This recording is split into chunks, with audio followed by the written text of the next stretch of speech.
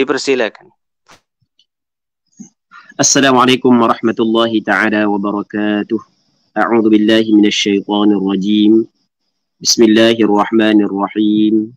Alhamdulillahi rabbil alamin. Wassalatu wassalamu ala asyrafil anbiya'i wal mursalin wa ala alihi wa sahbihi ajma'in. Allahumma rabbi shrah li sadri wa yassir li amri واحلل عقدة من لساني يفقه قولي ولا حول ولا قوة إلا بالله العلي العظيم. اللهم انفعنا بما علمتنا وعلمنا ما ينفعنا وعلمنا ما جهلنا وذكرنا ما نسينا. اللهم يسر ولا تعسر رب تمم بالخير. اللهم افتح علينا فتوح العارفين وفقنا توفيق الصالحين. اللهم لا سهل إلا ما جعلته سهلا وأنت تجعل الحزن إذا شئت سهلا. اللهم اجعلنا من السعداء المقبولين ولا تجعلنا من الأشقياء المردودين. اللهم صل وسلم وبارك على سيدنا محمد وعلى آله وصحبه أجمعين والحمد لله رب العالمين. أما بعد, InsyaAllah kita sambung balik pengajian kitab Bulughul Maram yang dikarang oleh Al-Imam Al-Hafidh Ibn Hajar Al-Asqalani rahimahullahu subhanahu wa ta'ala wa nafa'ana Allahu bi'ulumihi fid darain amin. Anjuran Masjid Abidin, Masjid Negeri Terengganu. Muslimin muslimat yang dirahmati oleh Allah Subhanahu wa taala. Katanya wa an Ammar bin Yasir radhiyallahu anhu qala man shama al-yawm alladhi yushakku fihi faqad 'asa Abul Qasim sallallahu alaihi wasallam. Wa dzakarahu al-Bukhari ta'liqan wa wasalahu al-khamsah wa sahhahu Ibnu Khuzaimah wa Ibnu Hibban. Daripada Ammar bin Yasir. Daripada siapa? Daripada Ammar bin Yasir. Dan kita cerita dah pada minggu lepas siapakah Ammar bin Yasir. Jadi seorang sahabat yang amatlah patut kita baca sejarah dia. Kalau kita baca sejarah sahabat-sahabat, orang-orang yang hebat, maka akan naik semula himmah kita. Jadi kalau kita tak baca cerita-cerita begini, maka akan ada Allah himmah kita. Dia semangat jadi lain. Sebab itulah ulama katakan inda dzikris salihin tatanazzalur rahmat. Ketika menyebut orang-orang soleh, turun rahmat daripada Allah Subhanahu wa taala. Dia semangat kita lain. Macam kita dalam menuntut ilmu, bila kita lemah semangat, kita baca bagaimanakah orang menuntut ilmu. Sebagai contoh kitab yang baru, yang dikarang oleh ulama baru dengan bahasa juga mudah. Kitab sebagai contoh kitab Qimatuz Zaman 'indal Ulama. Qimatuz Zaman 'indal Ulama, berharganya masa di sisi para alim ulama. Boleh kita baca. Oh, hebat. Baik. Begitu juga kitab yang dikarang oleh pengarang sama Syekh Abdul Fattah Abu Ghuddah rahimahullah. Syekh kitab Al-Ulama'ul Uzzab, ulama yang tidak sempat berkahwin kerana sibuk dengan ilmu. Oh, hebatlah ke. Di sana ada pula kitab Safahat an Sabril Ulama. Dia mencerita tentang kesabaran ulama dalam menuntut ilmu. Okey, itu di antara kitab yang bagus kita hadamkan. Tapi kitab Arab belakalah. Mungkin ada yang diterjemah Allahu a'lam, anda tahu. Baik, bagus sangat kita baca. Sama juga dalam kita berkhidmat kepada agama. Kita berkhidmat kepada agama, kita berada di zaman fitnah, maka perlu kita kena baca lagu manakah sejarah sahabat mempertahankan akidah mereka. Bagaimanakah sahabat mempertahankan akidah mereka. Baik, ini kita cerita dah sedikit berkenaan dengan Ammar bin Yasir dan keluarga dia. Yang mana dalam hadis ni Ammar bin Yasir radhiyallahu taala anhu menceritakan bahawasanya Rasulullah sallallahu alaihi wasallam kata Ammar bin Yasir, sesiapa yang berpuasa pada hari yang syok, sesiapa yang berpuasa pada hari syok, maka sesungguhnya telah dia melakukan maksiat kepada Abul Qasim. Dia telah melakukan maksiat kepada Abul Qasim sallallahu alaihi wasallam. Baik, sesiapa yang melakukan puasa pada hari syok, maka dia telah melakukan maksiat kepada Abul Qasim. Okey, siapakah Abul Qasim? Siapakah Abul Qasim? Siapa ni? Rasulullah Nabi Muhammad sallallahu alaihi wasallam adalah Abul Qasim. Abul Qasim makna dia bapa kepada Qasim. Bapa kepada Qasim. Abul Qasim ni dipanggil panggilan Rasulullah, tapi panggilan yang dinamakan sebagai laqab. Dia dalam bahasa Arab panggilan, ada panggilan nama. Lepas tu setiap seorang ada nama. Dan ada panggilan laqab. Silap, bukan laqab, kunyah. Ada panggilan kunyah dan ada panggilan laqab. Silap.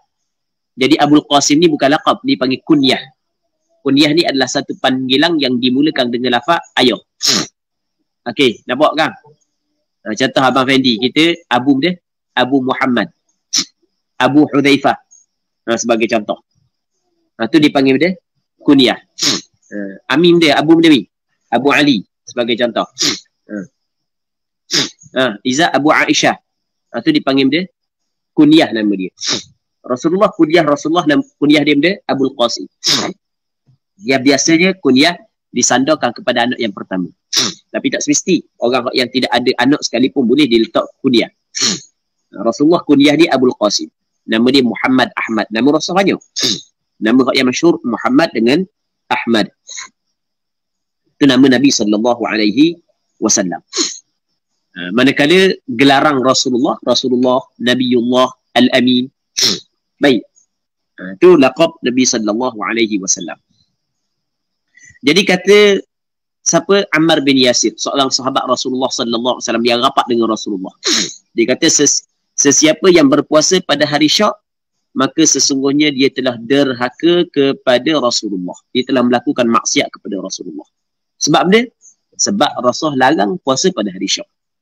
Jadi bermakna orang yang melanggar larangan Rasulullah, maka dia telah melakukan maksiat kepada Nabi sallallahu alaihi wasallam. Baik. Apakah hari Syak? Hari Syak tu hari dia. Hari Syak sebenarnya ulama ada sedikit berbeza pandangan. Tetapi oleh kerana mazhab yang diamalkan di tempat kita adalah mazhab Imam Syafi'i, maka kita bincang mengikut pandangan mazhab Imam Syafi'i. Mengikut pandangan mazhab Imam Syafi'i sebagaimana yang disebut oleh Imam Nawawi dalam kitab Al-Majmu', hari Syak adalah hari yang ke-30 daripada bulan Sya'ban. Jadi hari yang ke-30 daripada bulan Sya'ban. Kita bulan Sya'ban Ramadan. Di bulan Islam ni kita kena faham bulan Islam ada 29, 30. Jadi bermakna kalau hari ni 29, esok mungkin 1 Ramadan dan mungkin masih lagi 30 Sya'ban. Nampak? Nampak tak? Nampak tak Zak? Bulan Islam berapa hari sebulan tak? 29, 30. Kadang-kadang 29, kadang-kadang 30. Begitu bulan Islam. Jadi kalau ni bulan Sya'ban, hari ni 29. Esok mungkin 30 Sya'ban dan esok mungkin 1 Ramadan. Tidak gitu? Kalau nampak anak bulan, jadi bermakna bulan Sya'ban 29, esok bulan Ramadan. Kalau dah nampak anak bulan, maka bermakna esok masih lagi bulan Sya'ban. Nampak? Nampak tak? Jadi esok hari yang ke-30 daripada bulan Sya'ban. Itu dipanggil, kita duduk hari 29 29 hari bulan Sya'ban Sekali lagi 29 Sya'ban hari ni Dan kita kabarkan sebulan Islam ada 29, ada 30. Tidak sama. Kita tak kita tak? Bulan Islam ada 29, ada 30. Jadi kalau hari ni 29, esok 30 kan? Esok mungkin tak masih lagi bulan Sya'ban? Mungkin. Dan mungkin tak esok 1 Ramadan? Mungkin. Tak lagi. Kalau nampak anak bulan malam tu. Nampak anak bulan. Oh, nampak dah anak bulan tu baik. Maka esok 1 Ramadan. Jadi bermakna bukan hari Syak. Jelas. Kalau tak nampak anak bulan. Tak ada seorang orang dakwa nampak anak bulan. Maka bermakna esok 30 Sya'ban. Bukan hari Syak. Hari Syak bila hari Syak?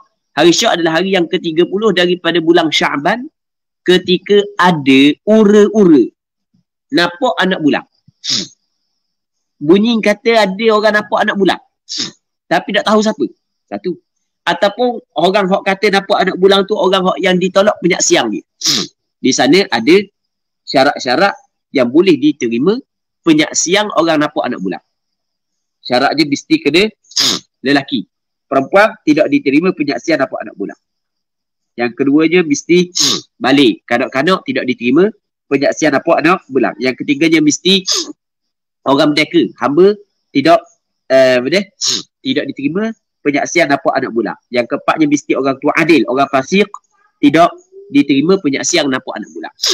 Okey, itu syarat-syarat dia. Tiba-tiba orang nampak anak bulan tu orang puang. Jadi apabila orang puang nampak anak bulan, penyaksian dia tidak diterima. Okey, boleh faham?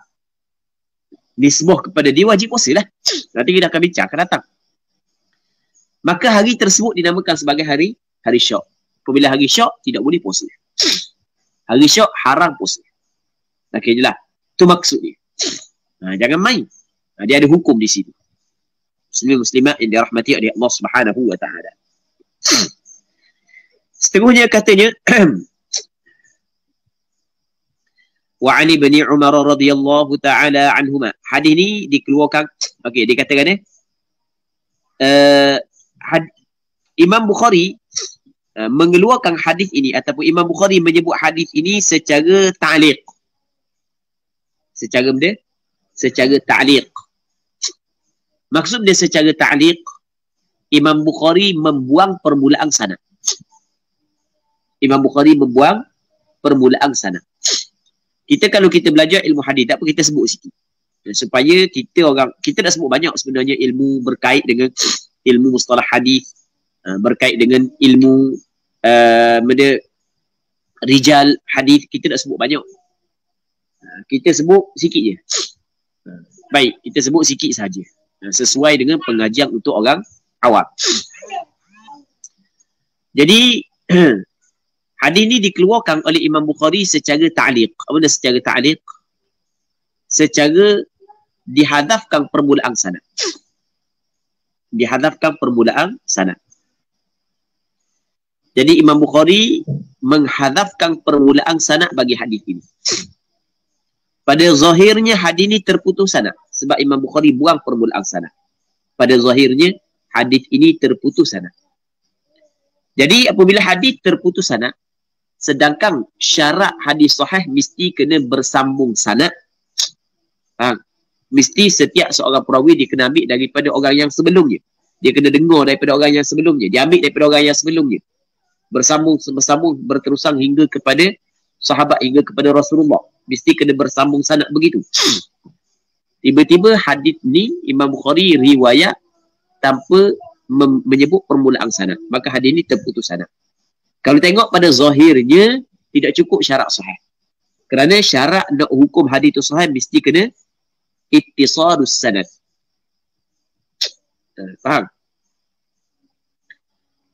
Awaluha as-sahihu wa huwa mattasal isnaduhu wa lam yashudda aw yu'al. Hadis sahih adalah hadis yang awaluha as-sahih. Yang pertama adalah hadis sahih wa huwa mattasala isnaduhu. Hadis yang bersambung oleh sanadnya. Okey, Abi.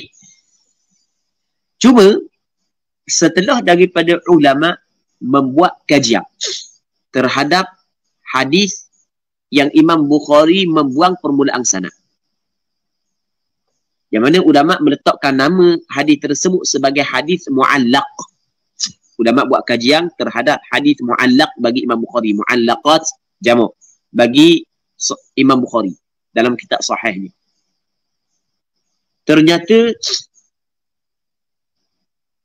ada hak yang sahih dan ada hak yang dhaif.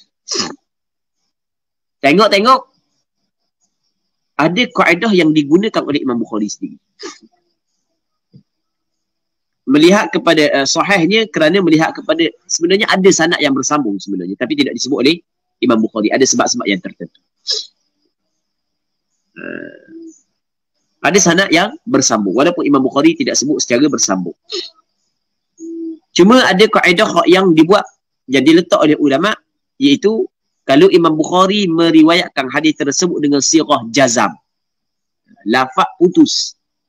Contoh dia kata qala ke, haka ke, dzakara ke, rawa ke. Faham? Maka hadis tersebut adalah sahih kepada orang yang berkata. Sampai kepada mana dia ta'liqkan saat itu. Sahih sampai ke situ. Lebih daripada itu kena kaji semula dah. Sahih sampai situ. Kalau dia kata berkata oleh tabi'in. Dia kata telah berkata oleh tabi'in nama sekian. Daripada tu ambil daripada sahabat. Maka daripada Imam Bukhari sampai ke tabi'in itu sahih. Kalau diguna sirah jazam. Manakala kalau guna sirah tamrid, qila, ruwiya, hukiya sebagai contoh, dzukira sebagai contoh, maka perlu dikaji. Perlu dikaji. Hadis ini, walaupun Imam Bukhari meriwayatkan secara ta'liq, dihadafkan permulaan sanad, tetapi disambung sanad dia oleh 5 orang ulama hadis yang lain. Jadi hadis ini tak bersambung sanad. Sebab tu hadis ini adalah hadis sahih. Imam Ibnu Khuzaimah dan Imam Ibnu Hibban menilai hadis ini sebagai hadis sahih. Itu kita cover secara ringkas sahaja. Supaya kita faham apa makna ta'liq dan apa makna mu'allaq, apa makna mu'allaqat bagi Imam Bukhari. Seterusnya wa ani Ibn Umar radhiyallahu anhu ma qala sami'tu Rasulullah sallallahu alaihi wasallam yaqul idza ra'aytumuhu fasumu wa idza ra'aytumuhu fa'afṭiru fa in ghumma 'alaykum faqduru lah, muttafaqun alaih.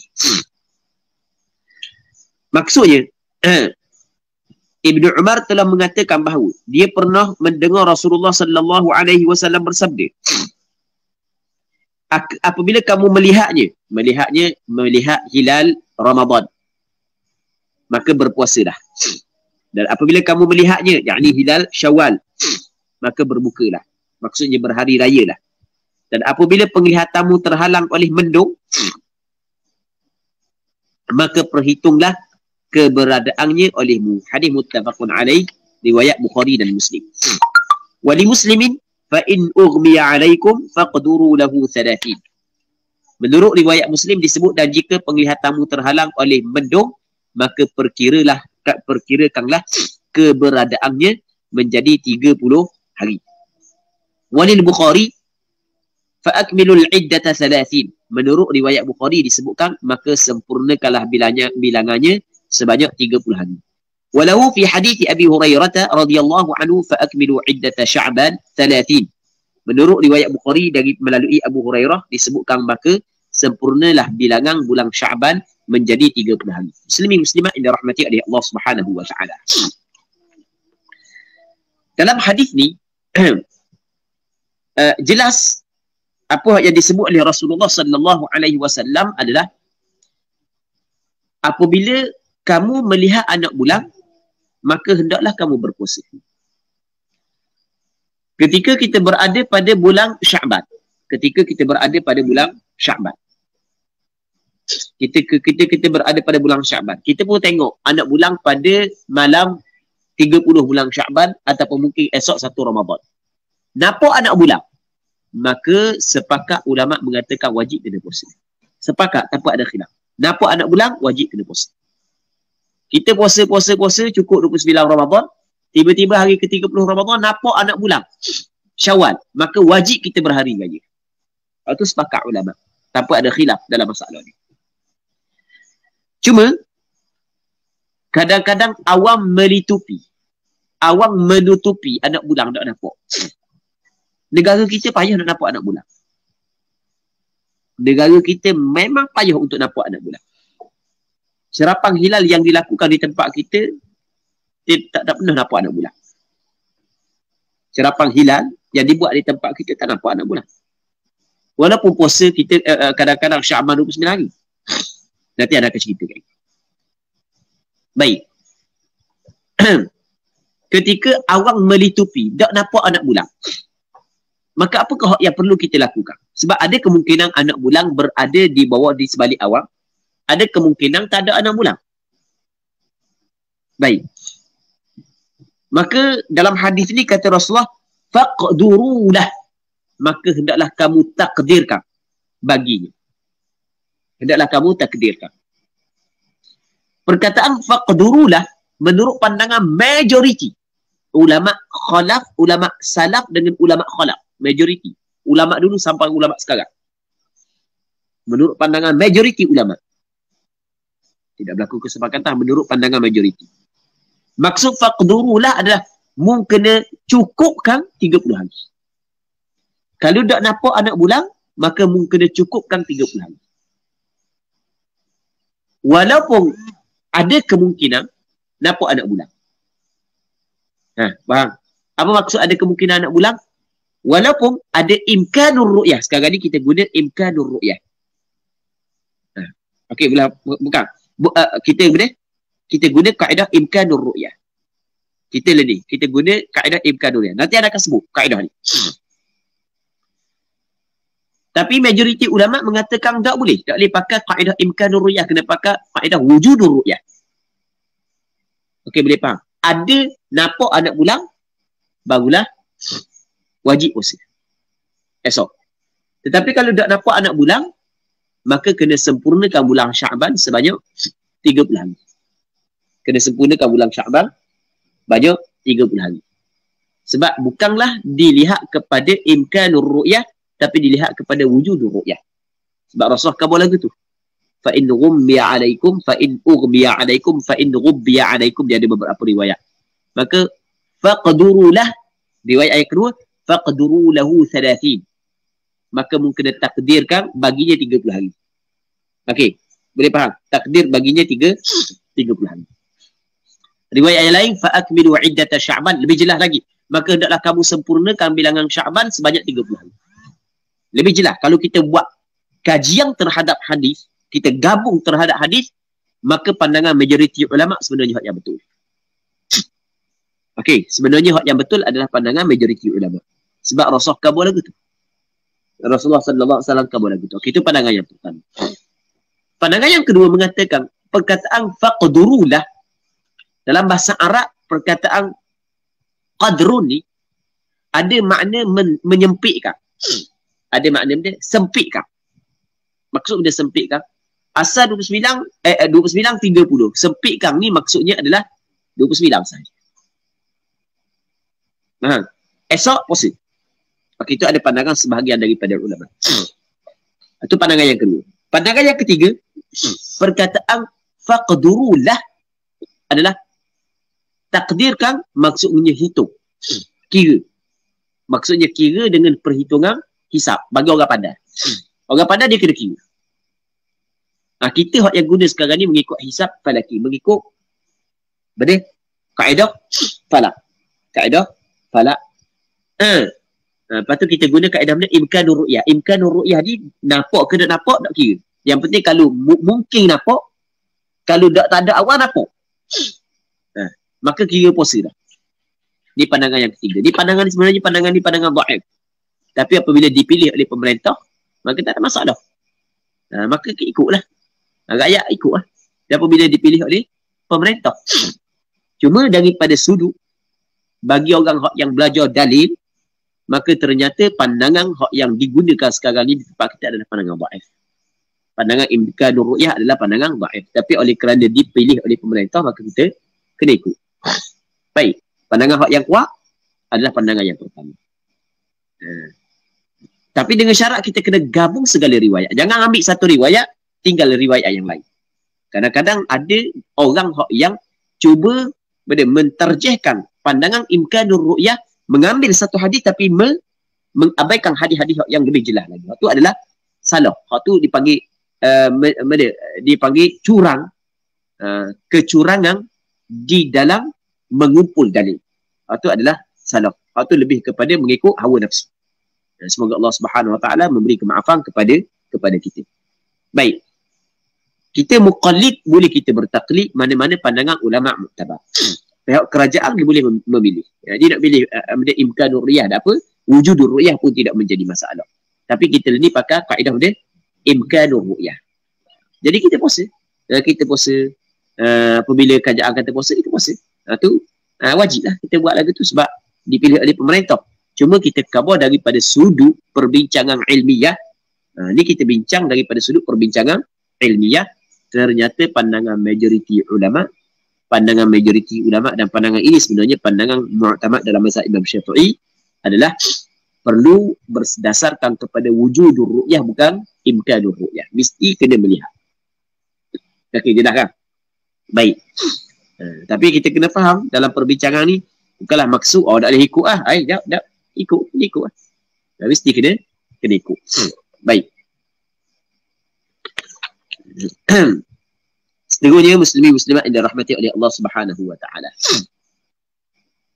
Melengkang, dia melengkang gini, melengkang dia ada buat pengecualian melengkang. Ni kita kabar ni yang kita bincang ni daripada sudut perbahasan ilmiah. Melengkang bagi orang yang mampu mengkaji dalil. Bila dia mampu mengkaji dalil, ternyata di sisi dia pandangan yang mengatakan imkanur ru'yah salah. Okay, boleh faham? Salah. Tak betul. Jadi orang yang mampu mengkaji dalil. Salah pandangan ni. Dia kita dua. Orang awam. Lepas tu, orang alim yang masih lagi dalam kategori muqallid. Dia masih mengikut pandangan orang. Baik. Okey, tak ada masalah ikut lah pandangan siapa-siapa pun. Tetapi kalau dia sampai kepada tahap mujtahid. Tampak mujtahid. Ataupun tidak sampai mujtahid pun. Dia mampu untuk mengkaji dalil. Dia mampu untuk mengkaji dalil. Ternyata di sisi dia setelah daripada dia. Tapi jangan dakwa. Memang sungguh dia mempunyai kemampuan. Dia kaji-kaji, pandangan imkanur ru'yah ni tak betul lah. Tak betul. Sebagai contoh. Pandangan yang betulnya adalah wujudur ru'yah. Sebagai contoh. Baik. Maka ketika tu boleh tak dia ikut kajian? Boleh tak? Tak boleh. Okey, boleh faham. Sebab mana tak boleh? Sebab mana boleh dia ikut benda yang tak betul di sisi dia? Ni hak yang kita kata hak yang untuk orang awam. Macam yang akan buat tadi, perbincangan kita ni perbincangan ilmiah. Okey, boleh. Maka kita kena dedahkan perkara-perkara begini. Tapi untuk orang awam, dia kena ikut apa yang ditetapkan oleh pihak berautoriti. Untuk orang awam. Kena ikut. Baik. Kena ikut pihak yang berautoriti. Jabatan Mufti dan seumpamanya. Muslimin muslimat yang dirahmati oleh Allah Subhanahu wa ta'ala.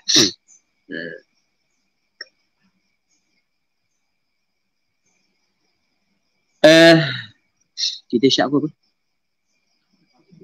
13. Okey, insya-Allah kita sambung balik pada minggu akan datang. Jadi untuk hari ini kita berhenti sini dulu. Wa 'an ibni Umar radhiyallahu anhuma qala tara an-nasu al-hilal fa akhbartu Rasulullah sallallahu alaihi wasallam anni ra'aytu. Allah Subhanahu wa ta'ala a'la wa 'alam wa sallallahu ala sayyidina Muhammad wa ala alihi wa sahbihi ajma'in. Walhamdulillahi rabbil alamin.